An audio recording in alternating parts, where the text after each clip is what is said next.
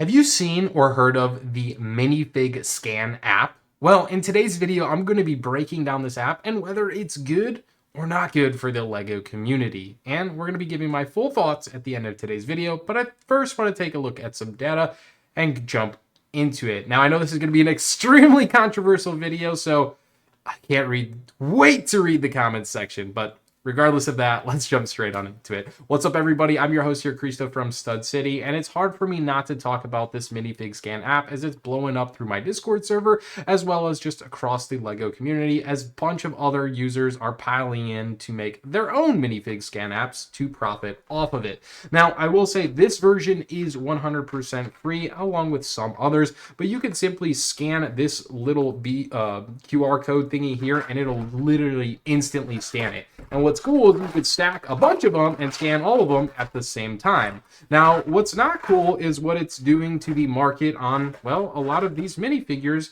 especially this first wave that we've seen in the box waves that's come out, especially with an app that is this powerful, because in stores, I know I've been looking for them, and I know many of others have been looking for a certain minifigure that's going crazy in price point. Now, I do say crazy, it's still very early as it's only the 9th day of January at time of recording, but this set minifigure is very difficult to get.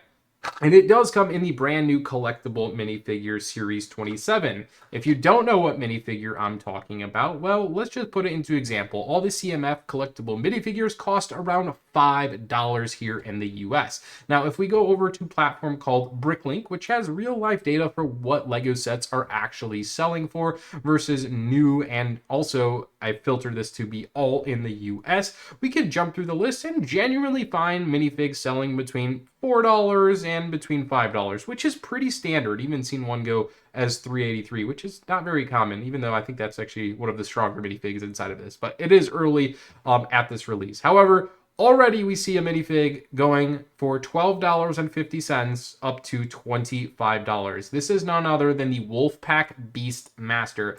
Arguably a really good minifigure, and I think that's pretty much known. When I opened up this entire box that was sent by LEGO, this was just outweighing my number one fig by probably a land's shot. So it makes sense, right? But the prices of it are absolutely booming. And is part of that because we can walk into any store causing hype and buying out all of the Wolfpack Beastmasters because, well, everybody else is talking about it?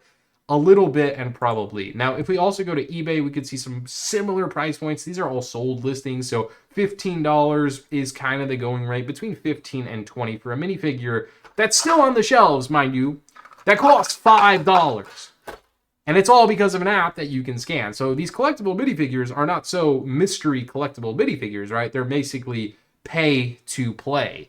And that's kind of where my video is going to allude in today's video. Now, I will keep in mind the minifig scan app does work for other collectible minifigure series, such as the Dungeons and Dragons and the first wave of the collectible Series 26 minifigs that had the space ones. I'm going to be honest, I thought this wave was kind of terrible, so I don't really count that list. But the D&D figs were really good, and the minifig prices, which we'll take a look at in here in just a moment, aren't going crazy in prices. So I think there's always going to be a minifigs that are more favored out of a collectible minifigure series. So it's hard to justify that, right? But this Wolfpack Beastmaster just came out, right? Literally 8 days ago. And it's on the shelves everywhere. Like, we see Targets have them, we see Kohl's have them, we see Kohl's have them 2 weeks early, we see Lego stores have them, like minifigures. It's just this minifigure in general that is being very difficult to find because people come in and buy them in the bulk because they can sell them on platforms for 3x the price that they buy it at. That's kind of crazy for a day one buy.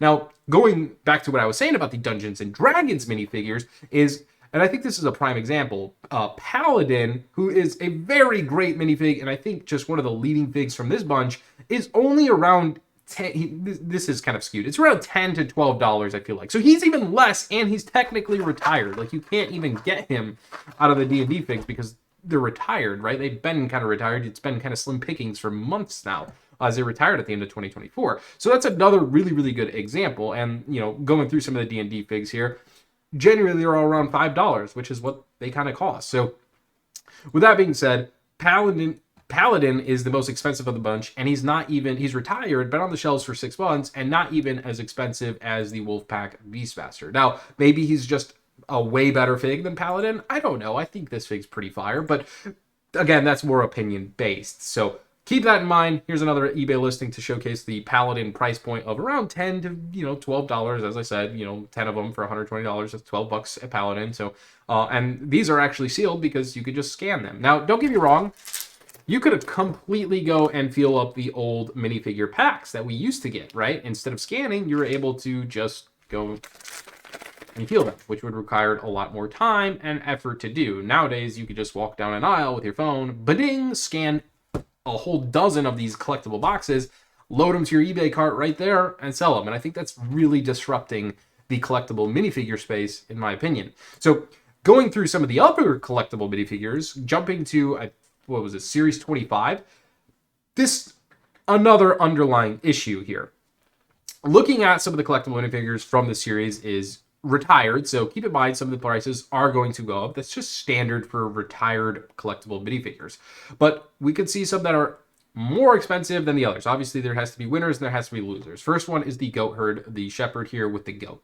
I think that's a clear winner. It comes with a friggin' goat. I think this goat is on sale on the Lego website for alone like $8. And bricks and like the parts bin online, so that's just absolutely crazy. So this price is probably even a little bit lower. I think it's probably more around $12 kind of selling point. But then we get to the most expensive minifigure from the bunch of Series 25, and this is the Vampire Knight series. And more or less lines, Phil finds himself into kind of the knight realm, right? You could definitely army build this into your knight's army. And if you picked up what I'm putting down is a lot of these castle-themed minifigures and army-building minifigures are clearly the ones most desired after. So if that's the case, why doesn't Lego just produce more of these minifigures or let us buy these minifigures not in this collectible minifigure series? You get where I'm going? So that's another example from Series 25. Let's look about Series 24. Okay, well, a bunch of really good minifigures. Here we have the Falconer. Ooh! Castle themed minifig, $9, $10. He's more along the lines around 15, I think, is more of a realistic price point for that minifig. So already out of that one, that is the clear winner. We also had the brown space astronaut. That was just a good fig, right? The collectible space figures are a whole different ballgame. So getting a brown space figure suit in a CMF pack, no brainer why that one would be expensive.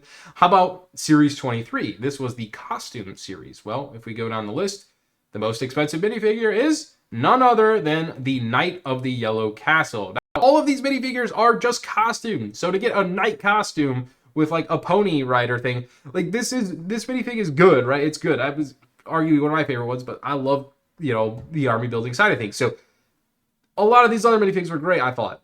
And that one is just a clear winner, being around $12 is a little bit more realistic for that minifigure. Okay, take it back a notch. Let's go to Series 22. Okay, jumping straight forward. All these minifigs have presumably gone between like $5 and $7 for the most part.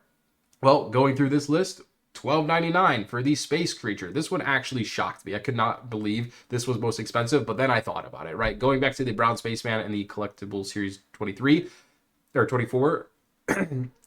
The brown spacesuit was most expensive because, well, it's a new spacesuit. And that's the same thing with this minifigure. People are just buying for the purple astronaut spacesuit because they want all the collectible space figures in different colors. So that makes sense. Now, the second most expensive minifigure is the Snow Guardian, which again is another army building character that would go very well with like the Mountain Fortress Lego set from the Bricklink Designer Program. Again, $8 for that one, more along the lines of around $12 to $13 for that minifig. And he did come with a dog, which was really cool. Okay, kicking it to Series 21. You're finally catching on to the pattern, right? The Centaur. The Centaur is the most expensive out of that series. Moving to Series 20, the most expensive minifigure, which is pretty crazy, $38 to $78 for this minifig, who I found, and I almost didn't even buy them just on clearance for like $2. And there was a bunch of these bad boys in there at the time, a long time ago. But $78! And he's a castle-themed Viking, right? Clear winner. And then lastly, Series 19, the Fright Knight, $33 to $60. So clear winners there. I think we're on a redundant pattern. That's going away from the minifig scan app and kind of my controversial thoughts and opinions about that. But I just wanted to also bring into the point that should LEGO bring in more castle minifigs? Because that seems like more of the underlying issue here.